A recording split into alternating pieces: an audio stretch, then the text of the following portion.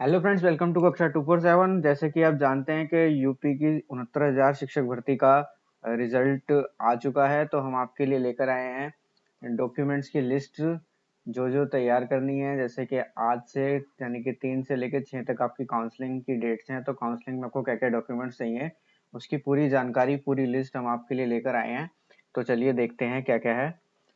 सबसे पहले तो आपको 2 फाइल्स बनानी है प्लस एक ओरिजिनल डॉक्यूमेंट्स की फाइल बनानी है, तो आपको 3 फाइल टोटल बनानी है। तो उन 3 फाइल में जो आपका फर्स्ट पेज होगा, फर्स्ट पेज पे जो फाइल कवर होगा वो कैसा होगा उसके बारे में मैं आपको बता देता हूँ कि जो फर्स्ट पेज पे फाइल कवर होगा उस पर आपको क्या क्या लिखा होना चाहिए। सूची क्रमांक का लिख के आप छोड़ दीजिएगा, सूची क्रमांक आपको वहीं से मिलेगा। उसके बाद रजिस्ट्रेशन नंबर, जो आपने रजिस्ट्रेशन किया होगा वो वाला नंबर, आपका नाम, पिता का नाम, स्थायी पता, वर्तमान पता। पते में आप दो चीजें ध्यान रखिएगा कि जो पता हो वो पूरा हो, आपका कंप्लीट एड्रेस आपको लिखना है और साथ ही साथ पिन कोड भी लिखना है। ठीक है, तो ये जरूर लिखिएगा। आपका फोन नंबर होना चाहिए, साथ में आपकी जाति, लिंग, जाति, वर्ग और कोई अगर आपकी आरक्षण श्रेणी है तो वो भी उसमें मेंशन जरूर कीजिएगा। तो ये फाइल के जो पेज, फर्स्ट पेज होगा जो फाइल कवर होता है, उसमें आपको ये सब जरूर लिखना है। इसको आप चाहे प्रिंट करवा के लिख लीजिए, चाहे अपने हाथ से लिख लीजिए, बट ये जरूर होना चाहिए। आप तीनों फाइल बनाते हुए ध्यान रखिएगा कि जो 2 फाइल्स हो स्टार्टिंग वाली, ये आपके नॉर्मल 10 रुपए वाले फोल्डर्स भी चलेंगे, लेकिन जो ओरिजिनल डॉक्यूमेंट्स की फाइल है वो आपकी अच्छी फाइल हो, क्योंकि ये आपके इसमें ओरिजिनल डॉक्यूमेंट्स संरक्षित रहेंगे। तो ये अच्छी फाइल होनी चाहिए। ऐसा ना हो कि आपने कुछ ऐसा फोल्डर ले लिया जिसमें आपके डॉक्यूमेंट्स निकले और बाद में वो खो जाएं। ठीक है, तो इन चीजों का ध्यान रखिएगा। नेक्स्ट आते हैं कि आपकी फाइल्स के अंदर क्या क्या होना चाहिए। तो पहली फाइल यानी कि आपकी फाइल नंबर 1 में क्या क्या होना चाहिए उसके बारे में आपको बता देता हूँ। अच्छा, ये आप देखेंगे तो ये गोरखपुर की अभ्यर्थियों के लिए है, लेकिन सभी जनपद में एक समान ही लगभग निर्देश हैं, तो आप सब जो थोड़ा बहुत डिफरेंस होगा वो आपको बता दिया जाएगा बाद में।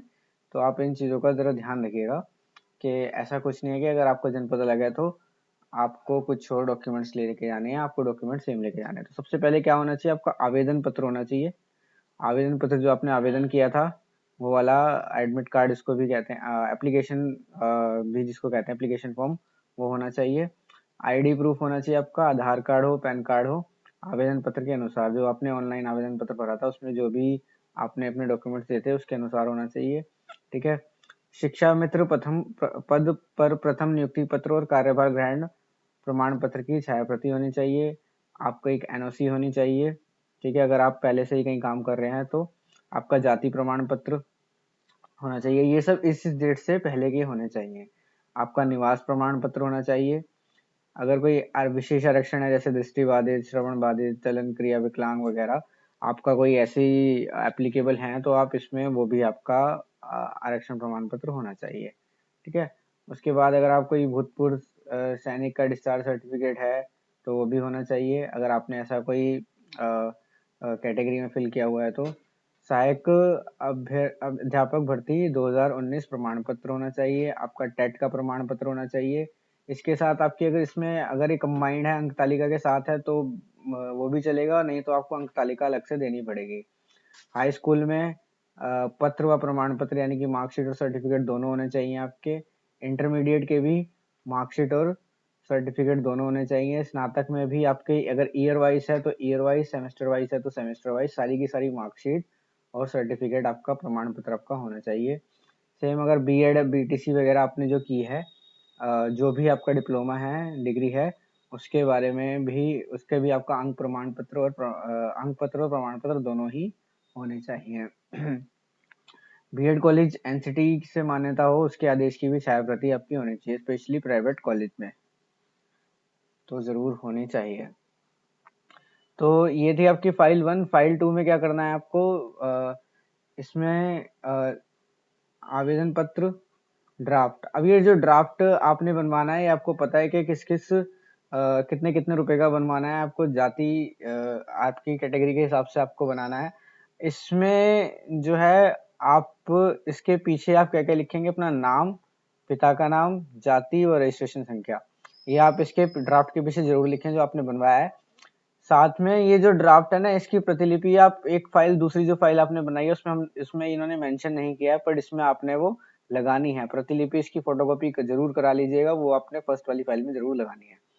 दूसरा क्या, आपका नोटरी शपथ पत्र आपका होना चाहिए, ठीक है। उसके प्रारूप आपको दिए गए हैं, वो आप साइट से डाउनलोड कर सकते हैं किसी भी। आईडी प्रूफ, आधार कार्ड, पैन कार्ड वही फर्स्ट फाइल वाला, अनापत्ति प्रमाण पत्र फर्स्ट फाइल वाला, शिक्षा मित्र प्रथम पत्र नियुक्त प्राप्त ये भी फर्स्ट फाइल वाला है आपका, जाति प्रमाण पत्र, निवास प्रमाण पत्र, मतलब जो आपकी फर्स्ट फाइल है सेम वही फाइल लगेगी इसमें, बस दोनों में फर्क इतना होगा कि ड्राफ्ट एक में जो आपका ओरिजिनल लगेगा और एक में आपकी प्रतिलिपि लगेगी, ठीक है। कैरेक्टर सर्टिफिकेट लगेगा आपका, उसमें मेंशन नहीं था लेकिन ये दोनों में ही लगाए, ठीक है। 2 प्रति इसमें लिखी गई है ना, तो दोनों में ही लगेंगी ये, ठीक है। टेट का प्रमाण पत्र, अध्यापक भर्ती प्रमाण पत्र, हाई स्कूल, इंटरमीडिएट, ये सारी आपकी डिग्रीज और मार्कशीट जरूर लगेंगी, ठीक है।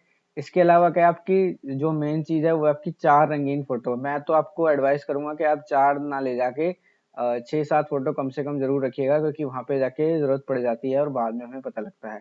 3 सादे लिफाफे जिस पर 30 रुपए का डाक टिकट लगा हुआ हो। ये कुछ जगह 25 के मांगे हैं, कुछ जगह 30 के मांगे हैं, तो अपने डिस्ट्रिक्ट के अनुसार, अपने जनपद के अनुसार ये देख लीजिए, ठीक है। तो तीन तीन कहीं कहीं यहाँ पे 2 भी मांगे हैं, आप 3 ही लेके जाइएगा, क्योंकि वहां पे जाने के बाद कुछ और पता लगता है। तो आप 25-30 रुपए की जो टिकट्स हैं ये आप जरूर लेके जाइएगा। 90 रुपए के आसपास की टिकट खरीद लीजिएगा जो आपको वहां पे लगानी होंगी। लिफाफे पे एड्रेस तभी लिखिएगा जब वो आपसे बोले, ठीक है। ये गोरखपुर के अनुसार था, और अब ये बलराम नगर के अनुसार है, इसमें बलरामपुर के अनुसार है, इसमें भी सेम देखेंगे आप तो सेम की सेम ही सारी बातें बिल्कुल समान लिखी गई हैं, तो इनको भी आप देख लीजिएगा। आपके जनपद के अनुसार, आपके डिस्ट्रिक्ट के अनुसार अलग अलग हिसाब से आपसे डॉक्यूमेंट्स मांगे गए हैं, किसी में भी ज्यादा फर्क नहीं है, थोड़ा एक आध ऊपर नीचे है, किसी में 2 प्रतिलिपि मांगी गई है किसी चीज की, तो किसी में 3, यही फर्क है और ज्यादा फर्क आपका नहीं है। तो आपको वीडियो कैसी लगी, लाइक कीजिएगा, शेयर कीजिएगा, चैनल को सब्सक्राइब कीजिएगा। आने वाली वीडियोस आपको आगे की न्यूज़ बताएंगी कि क्या चल रहा है, जो तो इसलिए आप इस वीडियो को लाइक कीजिए, शेयर कीजिए। धन्यवाद।